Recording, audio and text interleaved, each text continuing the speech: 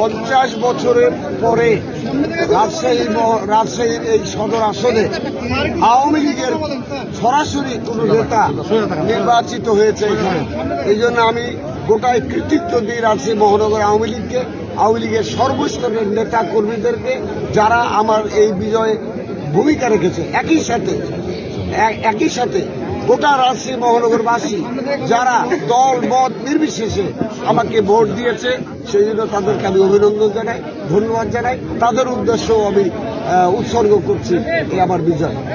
Sir, recently কিছু বলবেন পরাজিত যারা উদ্দেশ্য হয়েছে, আমি বলি যে রাজশাহী উন্নয়নে আসুন, আপনারা আমার সাথে হাত মিলিয়ে, খায়রুজ্জামান লিটনের সাথে হাত মিলিয়ে উন্নয়নে একই ধারায় আমরা কাজ করে যাই।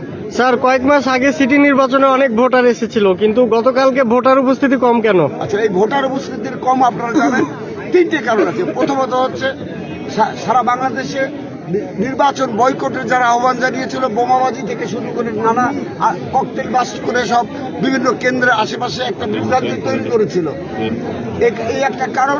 দ্বিতীয় হচ্ছে কিছু ব্যক্তি যারা বিভ্রান্ত ছড়িয়েছিল প্রিন্ট মিডিয়া, ইলেকট্রনিক মিডিয়ার মাধ্যমে, যার কারণে মানুষের একটা ভয়, ভীতি, আতঙ্ক কাজ করেছিল এবং নির্বাচনে উপস্থিতি তুলনামূলকভাবে একটু কম হয়েছে অন্য জায়গার চাইতে। আমি মনে করি শহীদ কামরুজ্জামানের এই পুণ্যভূমিতে, বিশেষ করে তার এই স্মৃতিবিজড়িত এই স্থান যেখানে তার সমাধি আছে, এই সমাধির পাশে দাঁড়িয়ে আমি এই শপথ করতে চাই। আমি আওয়ামী লীগ আগেও করেছি, আজও করেছি, বঙ্গবন্ধুর আদর্শে বিশ্বাস করেছি, জননেত্রী শেখ হাসিনার আদর্শে বিশ্বাস করি, তার উন্নয়ন পরিকল্পনা, স্মার্ট বাংলাদেশের পরিকল্পনা, সেই পরিকল্পনার একজন সারথী হিসাবে আমি থাকবো। এবং একই সাথে রাজশাহী মহানগরী যেহেতু একই আসন, জননেতা এইচ.এম. খায়রুজ্জামান লিটনের এবং আমার একই আসন, দুইজন আমরা যদি ঐক্যবদ্ধ থাকি, কোনো রকম যদি আমাদের মধ্যে দ্বিধাদ্বন্দ্ব না থাকে, আমি বিশ্বাস করি আমার দিক থেকে এটা কোনোদিন হবে না, লিটনের দিক থেকে এটা হবে না। আমরা রাজশাহীকে সমৃদ্ধির সর্বোচ্চ শিখরে আমরা নিয়ে যেতে পারবো। ধন্যবাদ। স্যার, দুই বাদশার বাড়ি একই এলাকায়, সম্পর্ক কেমন থাকবে, দেখা করেছেন কিনা? আমি বলি এগুলো বলা ঠিক না। আমি সম্পর্ক খারাপ কারোর সাথে করতে চাই না। আমার শত্রু মিত্র নির্বিশেষে কেউ আমার বিরুদ্ধে এই অভিযোগ আনতে পারেনি কোনোদিন, ভবিষ্যতেও পারবে না। আমি সবার সাথে সম্পর্ক। ভোটারদের উদ্দেশ্যে কিছু বলবেন না?